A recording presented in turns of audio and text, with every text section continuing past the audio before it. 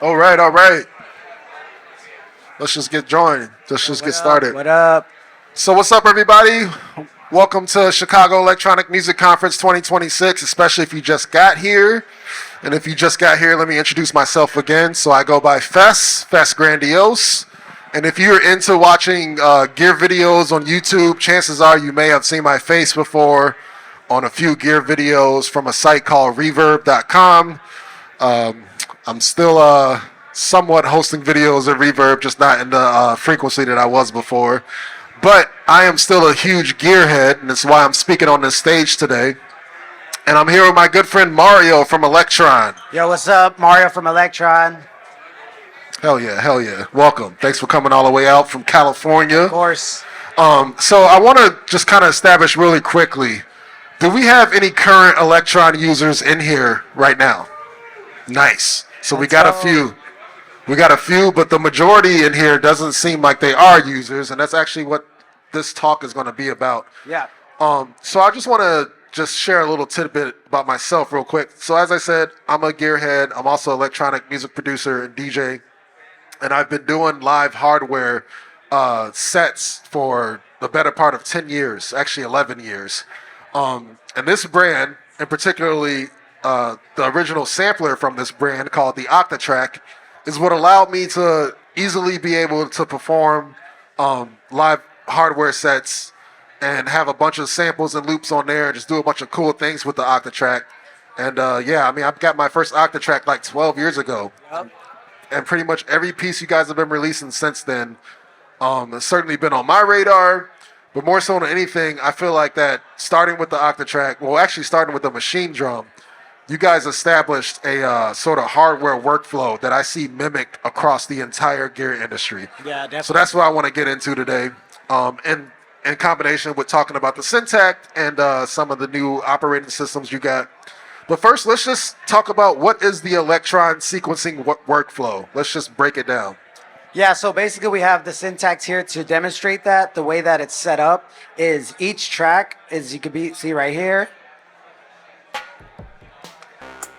there's 12 different tracks. And for each track, if I load up a track here, there's a sequence for it. So if I press play, let me clear this out for you. Press play, there's nothing going, right? I'm gonna put this right here.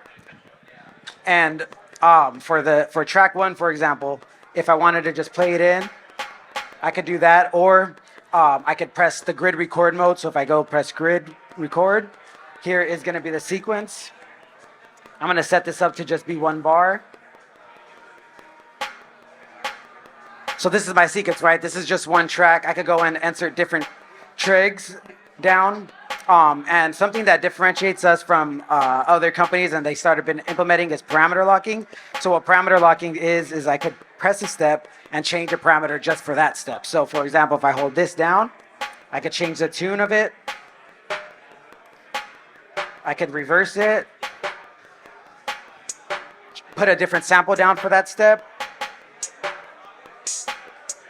And just to reiterate, this pattern right now is just one measure, one bar.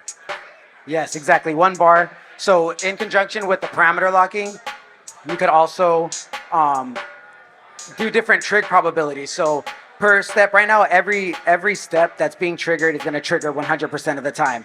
But for example, if I go to the trig page, we have this probability. So if I hold down on this trig here, I could turn down the probability to 40% of the time.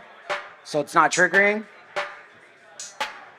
not triggering, not triggering. Then it triggered there. And what's really cool is that you could copy this trig and paste it to different steps. So if I hold copy, paste this here, paste this here. So this one bar is kind of just evolving now. I want to pause right here for a second. That right in itself is what drew me into Elektron. Yeah. When I saw that, particularly on the Octatrack, it was just the probability, and I think eventually you guys upgraded with the conditional trigs. Yeah. But just the probability alone of being able to, from a scale of 0 to 100, say, I want this step to play only 40% of the time, or 30%, or some odd number. that adds a lot of randomness and variation to like a single bar pattern, like what he's got going here. And that's just one track, and that's just one pattern. You can keep building off of that. Yeah, and what's really cool about it is that not only are you putting in information with set guidelines, but now you have kind of like a co-producer or whatever, somebody else in the room, but this is the machine. You're setting values, and it could be randomized, but it also sets parameters per guideline. So when you start putting stuff in, you start getting ideas coming back at you. So it's kind of like having somebody else in the room, but just, different sounds, different parameters that are being triggered by the sequencer. Absolutely. So yeah, let's build some more stuff. Like I said, that's just one track here.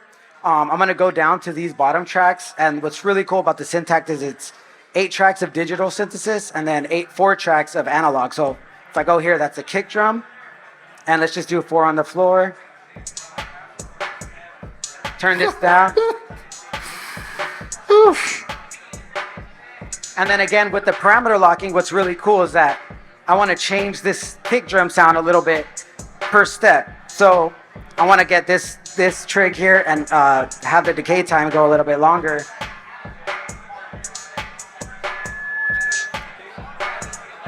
Say I want to put the tune up a little bit.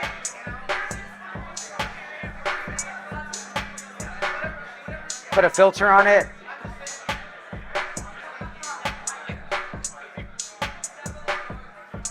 And you could also live record in here as well. So if I hold record and play, it's going to be quantized.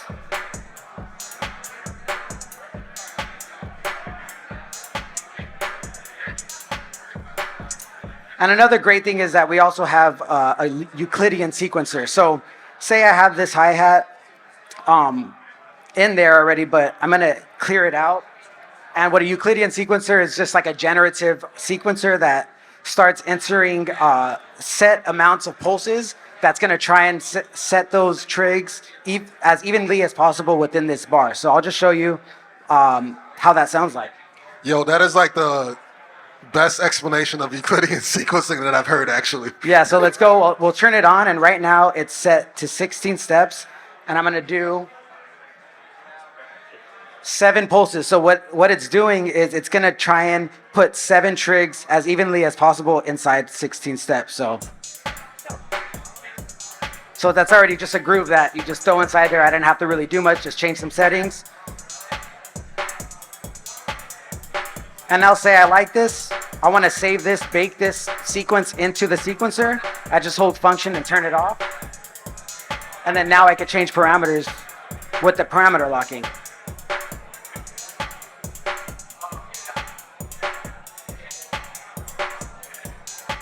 And then again, with the trig probability, you don't have to do it per step. If I go here, I can change the probability for the whole track. And that's something that is purely from machine drum too, Yeah, right? exactly. Yeah. And it's really cool because one thing that you could do in a performance aspect is going to be changing parameters live and being able to come back to your original spot. So what I'm going to do is I'm going to save this pattern in like a temporary area, function, save. And now any parameter that I change, if I put function reload pattern, it's going to go back to the starting point. So I'll just show you changing some parameters. If you want to like build something up or take trigs out, you could always go back. Very, very useful. Matter of fact, extremely useful for live performance.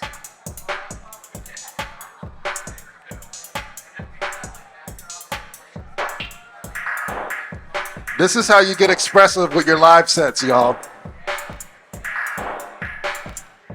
And go back to where we started. And what's really cool is you also have control all. So if I hold the track button and change a parameter, it's going to change that parameter across all tracks. So I'll use that with the reload pattern so that we could go somewhere that's very weird and then come right back to this.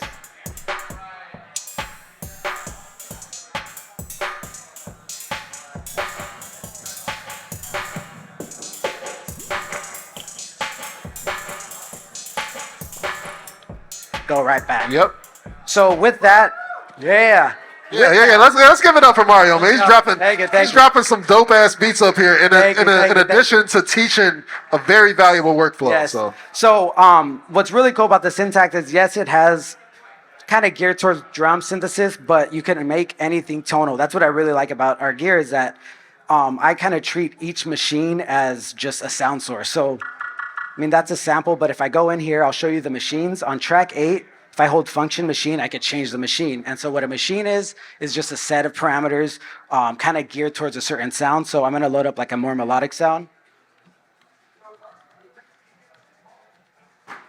So this is synth tone, and it's kind of based off of FM synthesis. So on track 8, I'm going to open up the keyboard, function keyboard. And I have it in a scale mode right now, which is great because now any key that I press is going to be in a scale. So let's just record something in. I'll do live record mode. I'm going to turn on the pre-roll click. So there's 1 bar. I have the time signature set to A8, which I just like how that sounds. So it's going to sound like 2 bars. So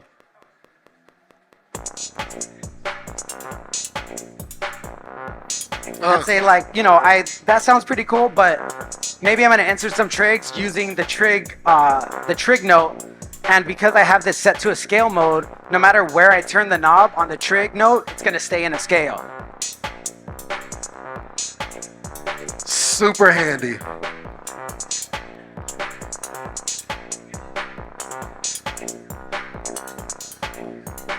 I'm going to just change this around a little bit. Or actually what I'll do, I'll save this pattern so I can mess around with this and then go back to this.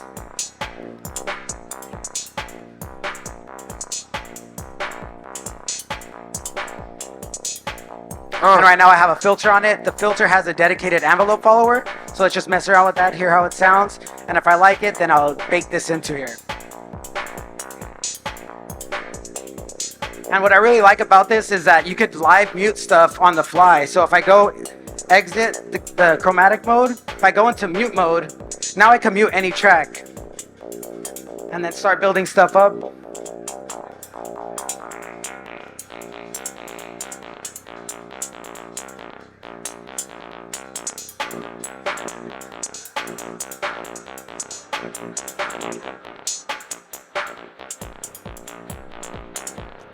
And another great thing that's really dope about the sequencer is that you have all this parameter locking. You could enter sequences in the scale, but you could also change the scale length. I mean, the sequence length. So if I go to this track here, it's 16 steps, but you could start getting some polyrhythms by shortening just this track sequence, right? So if I go into page menu, so right now the pattern is 16 steps, but if I do function, yes, it's going to be per track. So now this track is 16 steps and the pattern 16 steps. But let's say I just want this track 8, the synth sound, to be 7 steps. And we'll just hear how that sounds.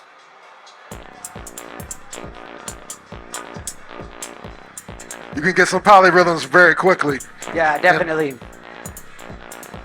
And I also feel like that setting the time signature per track also makes creating polyrhythms a lot easier to understand, definitely. A lot easier to sequence too. Yeah, and what's cool is that right now we have the main length be 16, so you could see here that every 1 bar it resets. So you can see it here. The white LED indicates the start. So it kind of does this. Yeah. But if you want this to kind of just keep going, let's say we're going to change the main length to 64 steps. So that's 4 bars. So now it's going to keep doing the odd timing, and then every 4 bars it's going to reset. So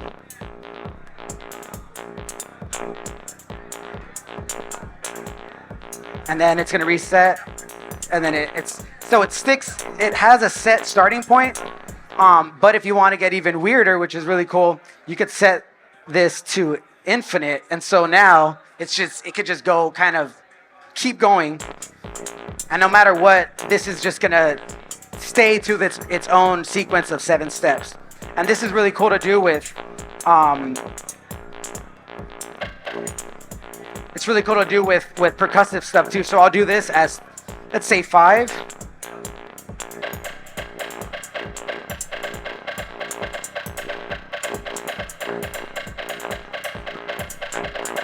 And then again, with the probability parameter locking, you have the percentage, but you also have like trig conditions. So what that means is say on this third step, I want it to only trigger the second time every 4 bars. It's like a ratio. So every time this restarts, it's only going to trigger the second time every 4 bars. So what that does, it expands this 1 bar loop into 4 bar loops just within the sequence. Yeah, that in itself has also expanded a lot for me workflow wise when I just started to, for one, understand how much you could do in just a 1 bar sequence alone. But more so than the actual probability percentage rate, the conditional tricks took me a minute to wrap my head around. Yeah. So the probability is really cool because it's obviously there's a setting and then there's some randomness there, but with the conditional trigs, once you start learning the sequencer a little bit and you have a 1 bar loop, 4 bar loop, and then you want to expand on it, those conditional trigs are actual set values that you as a user are inserting into the device, and what it's doing is it's following those rules.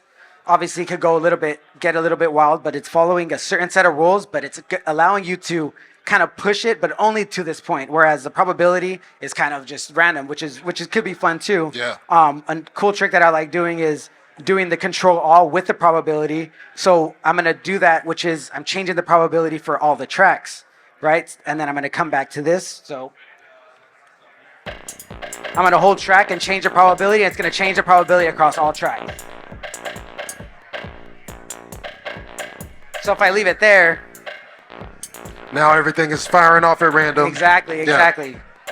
And then just go back. Yeah, I mean that also allowed me to embrace randomness too. Yeah, for sure. That control all function. Definitely. And what's cool about the control all is each of these, track could have a different machine. So when you're changing the tuning on the sample, you're actually changing the tuning on the synthesis, or if you're changing the feedback on the synth sound, you're changing the wave type on the drum sound. So the parameters vary, so you get a lot of happy accidents where, for me, it helps me, like these certain limitations and certain, the way that it's set up allows me to like go down different paths of creativity that I wouldn't necessarily go down when I'm using any other gear or any other, software. And it adds to the production with the tactile feel and stuff like that. So. Yeah, I can certainly say so for sure. And also, too, I know I said this earlier, but I just want to stress the point. When Elektron started to get very popular by way of several devices, I started seeing, and many other producers started seeing, a lot of this workflow in software. Like Ableton added probability steps and conditional triggers. And then I see other sequencers from other brands adding just the probability setting per step. That all comes back to you guys, so I just want to applaud y'all for that because you really established. Shout out to the Swedes. Yeah, shout out to the Swedes. All right, before we keep moving, do we have any quick questions? Yo. Have you talked about the fill functionality at all? I had a digitone, so that was something that I always loved because you could create these incredible breakdowns just by using fill. So I'd love to see like the fill concept on the Syntakt. Yeah, definitely. So what's really dope about the fill, I think I actually have one set up, but I'll just set it up for you. It's the same concept of the trig probability and conditions. So we'll go here. I'm gonna take these ones. This is that one that's just 5 steps, right? Let me mute this. So now what I'm gonna do, I'm gonna insert a step for each of these steps. I'm gonna hold these down and change the condition to fill. So now when I press play, you're not gonna hear it. And in order to hear it, you have to press this page button, which doubles as fill, right? So if I press this, it's not there.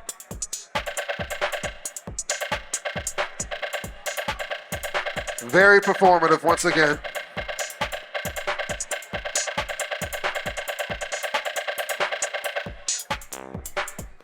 So that's one way. Another cool thing that the Syntakt has is going to be the modifiers. So that's why I like the devices, because you could program that stuff in. So you could program the fill in, but if you wanted to just retrig that track as well, If I go to modifier 1,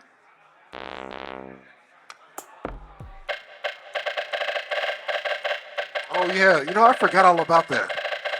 Yeah. yeah. Yep. So we could record that in too.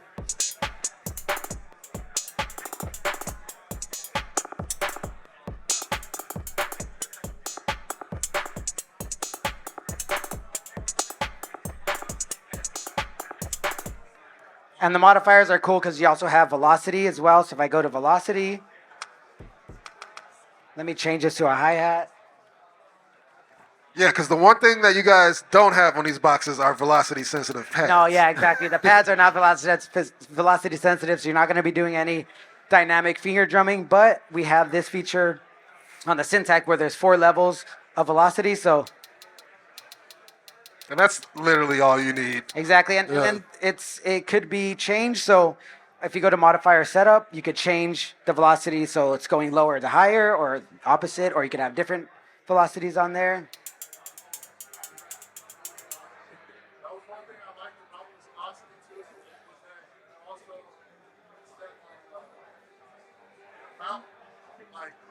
You could also set like a probability amount. Oh, yeah. Like, so not in full, but like, oh, I want my velocity for these hi-hats on all my steps to only go between here and here. And then basically you end up with velocity. Just do it with probability. Yep, and yep. It's done. Like, can you do fills with like reverbs and delays on this as well? Like as a Yeah, I addition? mean, you could sort of, you would have to parameter lock that fill, Yeah. and then those trigs, I guess. Yeah, so the other thing would be, let's see the snare drum here. So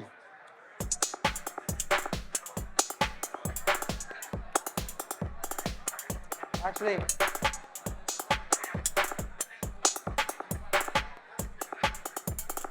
so what I'm gonna do is gonna put a trigless trig, right? So if I hold function, this is yellow. So this isn't gonna trig the actual sound, but I can parameter lock the reverb to be high. And that's some modular type business right there. So now I'm gonna set this to be a fill as well.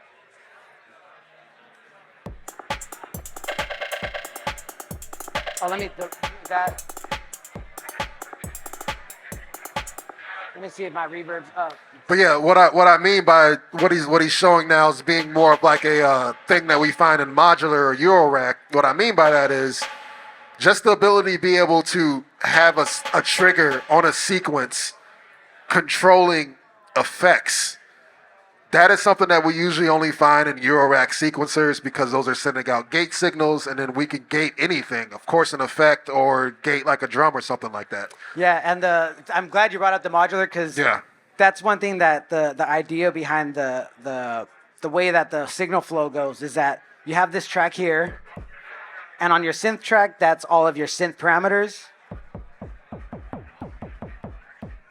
But then the synth is already hardwired into the filter, right? So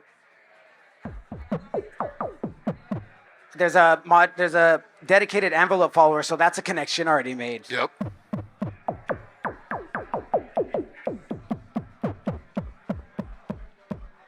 And then the filter goes into your envelope, which that's basically a module that you have to buy, or when you're building a modular setup. Yep. And then when you want to get into the modulation or LFOs, you have that ability to send an LFO to any of those parameters. So it's a good thing that it's implemented in it, is that it does kind of have that modular spirit. Yeah. Not only with the sequencing like you brought up, but also just the way that the sound structure is. You have the ability to send LFOs to any of the parameters. And If we actually can, let's touch on the LFOs for a minute. I know we're almost at time. We got a few minutes. All good, yeah. Because that is another very powerful thing about Elektron units, the ability to route their LFO modulations to pretty much majority of the parameters, if not all of them. Yeah, right? and it'd be cool to show it on the sample machine we just released with the new update. I'm going to load the sample machine onto this track, and then what I'm going to do is send an LFO to the sample slot. So every time we press it, it's going to be changing the sample. So I'll go down to twin shot here. And what I want to do is basically do this, but automatically with the LFO. I could obviously do that manually, but if I go to the LFO, that parameter is sample 1 slot. So on LFO 1, I'll go to sample slot 1. And if I just turn the depth up. So powerful. So he's essentially, on every hit, he's playing a new sample because he has his LFO routed to that track. And that LFO is controlling the sample selection. That is really powerful, y'all. There is not too many hardware devices that get this complex with your modulation options. I don't even know who's doing that much. I mean, there's a semblance of that on the poly-in joints, on the poly-in play, but it doesn't work based off of modulation. Yeah. They just have like a random Aspect, right? Yeah. And then that's the same for any parameter too. So we could go here to this chord generator, and if you change the balance, it kind of changes the voicing of this chord. Oh my God. So if I go to LFO and change the chord mode, or actually not the chord mode, it's the chord oscillator balance. Wow. Wow. Now let me ask you this. You guys just added the sample machine to Syntakt. Yeah. Is that more for like one-shot samples, or what's the maximum length on the sample? Yeah, so you have 64 sample slots, but it's 4 seconds. 4 seconds? Okay. And you could, load in anything in there. So, for example, here.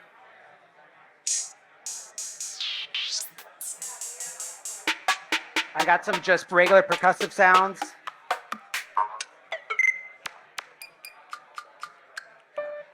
We got like a piano sound, which is really cool to do.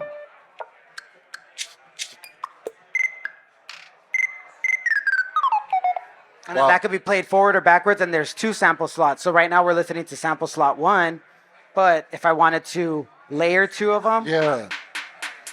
So you could do some basic sound design with your samples. That's pretty slick. But I also feel like that y'all stop short of that because you don't want people to stop buying a Digitakt. To which differences. Yeah, I know we don't have the Digitakt up here, but I'm sure we have some Digitakt users in the house. Very, very powerful sampler and sequencer as well.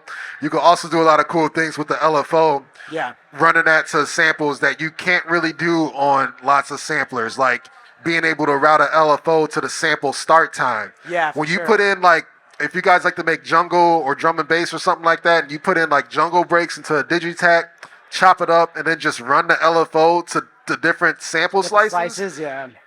That's all you need for like, that's all you need for like a lot of like, generative break style music and whatnot.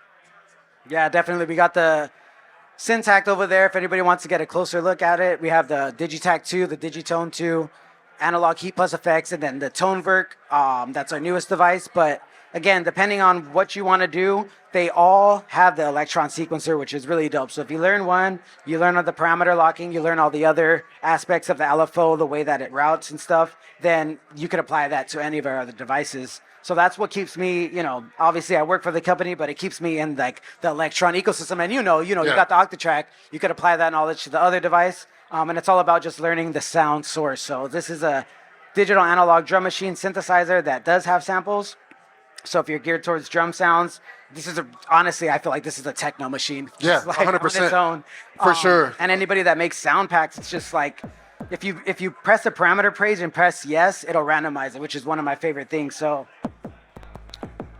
I do also want to point out too that this box in combination with everything else over there also works with Elektron's Overbridge. Overbridge. Which we're talking about hardware and hardware workflow, but these still can integrate with your software setups as well. So if you're using Ableton or Logic or any other DAW that you're using, you could bring up Overbridge and have all of your tracks digitally tracked out to that DAW, and it's just a helpful workflow for when you actually want to record this stuff. You could route all the audio tracks, and then also there's a plugin that comes up. So if you're used to automating stuff in Ableton or whatever DAW, then you could pick up any of these parameters and put it in an automation lane. So you create your stuff on the device, plug it in over USB, record all your audio tracks, and do all your automation in your DAW, and then you could finish tracks quicker. I mean, then you have the fun of taking that track, releasing it, and then taking that track pattern and go on stage and perform it live. Yeah, very, very integrated workflow in terms of being hybrid, which that's where everything is going now. People want hardware workflow, but they want it to still work with their laptops and whatnot. Yeah, and another thing to point out is the USB is audio, USB class compliant MIDI and audio. Yes. So if you have a iPhone, you can plug in USB A to USB C, control your synths, sample over USB. You could record your audio to voice notes. So if you're just making a beat and you're like, I need to hear this in the whip, wow, I record never it to thought voice about notes that. and just Damn. listen to it. Yep. Yeah. Wow.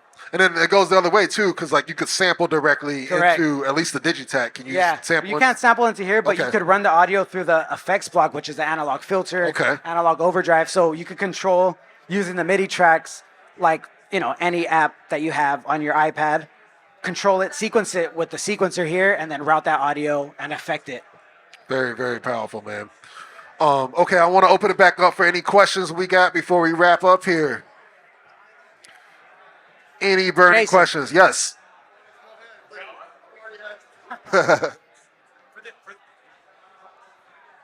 Great job. Thank you. For the Euclidean, if you already have steps on the timeline, does it take that into account, or does it add onto it, or how does it interplay? It overrides it if you lock it in, but if you turn on Euclidean sequencer, it's kind of there temporarily, but then if you turn it off, it goes back to your original thing. So it's kind of cool. You can use it as like an alternate sequence, but if you wanted to lock that in, then you hold function and turn it off, and then it bakes that in there. Yeah. Yeah, that was another handy upgrade. Yeah. I forgot y'all added that to that. And also, too, again, that was the best explanation I've heard of Euclidean sequencing. Thank you. Everybody always starts off with, there was this guy named Euclid, and he made all these math probabilities. And it's like, nobody wants to hear that. Just tell me how it works. What it does. Yeah, exactly. All right, well, once again, this is Mario from Elektron. Thank you, everybody. Appreciate you. We'll be over there. If you have any questions, I'll be here until it ends. Hell yeah, man. Thanks again, dude. Yeah, thank you, bro. Yep. Man, seriously, shit was sick, dude.